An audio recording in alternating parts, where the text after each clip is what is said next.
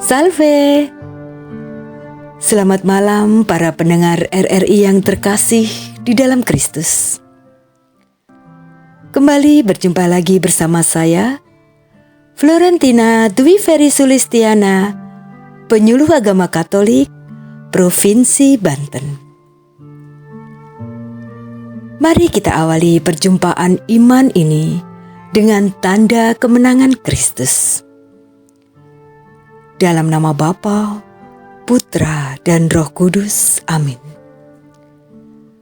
Para pendengar yang terkasih, hari ini kita akan merenungkan dari Injil Matius bab 13 ayat 24 sampai 43. Perumpamaan tentang gandum dan ilalang. Sebuah cerita sederhana tentang ladang, tetapi pesannya sangat relevan untuk bangsa dan gereja hari ini. Mari kita mendengarkan sabda Tuhan. Bacaan diambil dari Injil Matius. Yesus membentangkan suatu perumpamaan lain lagi kepada mereka. Katanya, "Hal kerajaan surga itu seumpama orang yang menabur benih yang baik di ladangnya. Tetapi pada waktu semua orang tidur, datanglah musuhnya menabur benih lalang di antara gandum itu, lalu pergi. Ketika gandum itu tumbuh dan mulai berbulir, nampak jugalah lalang itu. Maka datanglah hamba-hamba tuan ladang itu kepadanya dan berkata, 'Tuan, bukankah benih baik yang Tuan taburkan ke ladang Tuan? Dari manakah lalang itu?' Jawab tuan itu, 'Seorang musuh yang melakukannya.' Lalu berkatalah hamba-hamba itu kepadanya, 'Jadi, maukah Tuan supaya kami pergi mencabut lalang itu?' Tetapi ia berkata, 'Jangan. Sebab mungkin gandum itu ikut tercabut pada waktu kamu mencabut lalang itu. Biarkanlah keduanya tumbuh bersama sampai waktu menuai. Pada waktu itu aku akan berkata kepada para penuai, kumpulkanlah dahulu lalang itu dan ikatlah berkas-berkas untuk dibakar. Kemudian kumpulkanlah gandum itu ke dalam lumbungku.' Demikianlah sabda Tuhan. Terpujilah Kristus." Para pendengar yang terkasih, Tuhan Yesus sendiri menjelaskan perumpamaan ini. Dan itu penting. Artinya, Tuhan tidak mau kita salah paham ataupun salah mengerti. Perumpamaan penabur benih yang baik adalah anak manusia, yaitu Yesus sendiri. Dia menabur sabda, nilai Injil, kasih, bahkan kejujuran. Sedangkan perumpamaan ladang adalah dunia.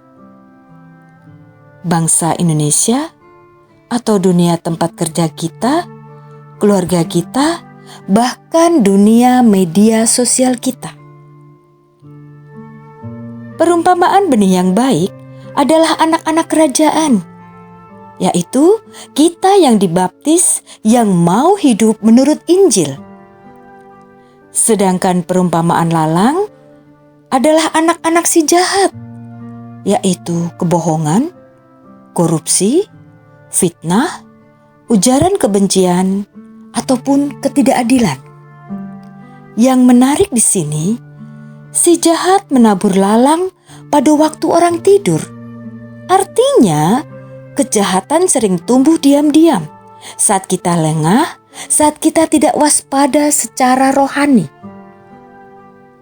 Nah, pesan Injil hari ini yaitu yang pertama, gereja dipanggil untuk bersabar, bukan untuk menghakimi. Ingat, dalam Injil disebutkan para hamba mau langsung mencabut lalang. Tetapi Tuhan bilang, jangan, nanti gandum ikut tercabut. Ini adalah salah satu prinsip dasar gereja pastoral gereja. Gereja tidak dipanggil jadi polisi moral untuk menghakimi, tetapi gereja dipanggil menjadi rumah sakit lapangan. Paus Fransiskus. Sebagai umat Katolik di tengah masyarakat yang majemuk ini, kita diajak bersabar. Ada orang yang berbeda iman, berbeda pandangan, bahkan ada yang menolak Tuhan. Tugas kita bukan mencabut mereka, tapi tetap bertumbuh sebagai gandum, memberi kesaksian, bukan vonis. Untuk pesan yang kedua, panggilan menjadi gandum yang subur di ruang publik. Sebagai penyuluh agama, kita dipanggil untuk memastikan gandum terus bertumbuh. Bagaimana caranya?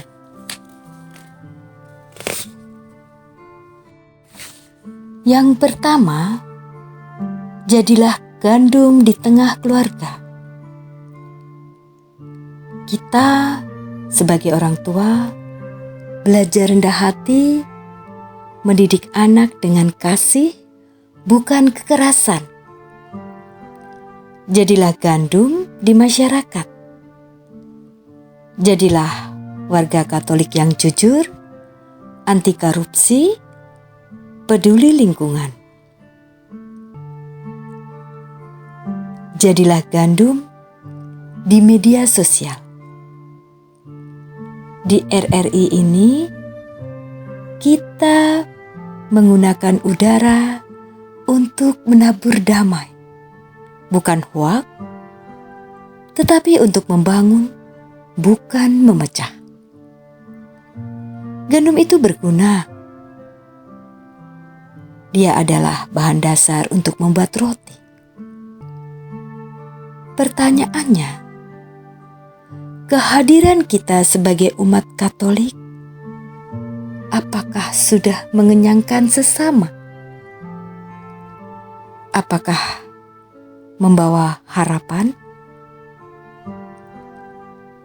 Dan pesan yang ketiga, ada pengharapan, ada hari menuai.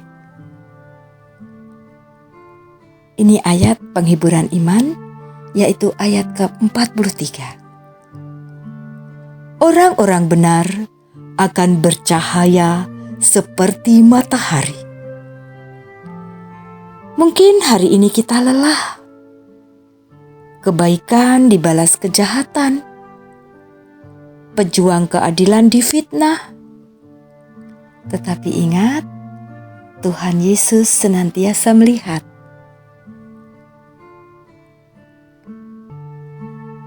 Ada pengadilan terakhir, ada panen, dan di sana malaikat akan memisahkan. Tugas kita hari ini adalah bertahan dalam iman. Jangan menjadi lalang karena kecewa, tetapi tetaplah menjadi gandum, walaupun harus bertumbuh bersama ilalang. Nah, para pendengar yang terkasih, perumpamaan ini mengingatkan kita, dunia ini tidak hitam putih. Ada baik, ada jahat, ada terang, ada gelap. Dan semuanya bertumbuh bersama sampai akhir zaman. Maka sebagai umat Katolik, sebagai bangsa Indonesia, mari kita pilih 3 sikap ini. Yang pertama, bersabar seperti Allah yang sabar. Kedua, bertumbuh menjadi gandum yang menghasilkan buah. Yang ketiga, berharap pada janji Tuhan bahwa keadilannya pasti datang. karena pada akhirnya hanya yang berbuah yang dikumpulkan ke dalam lumbung Bapa. Marilah berdoa. Bapa yang baik, jadikanlah kami gandum-Mu di tengah dunia. Berilah kami kesabaran untuk tidak menghakimi,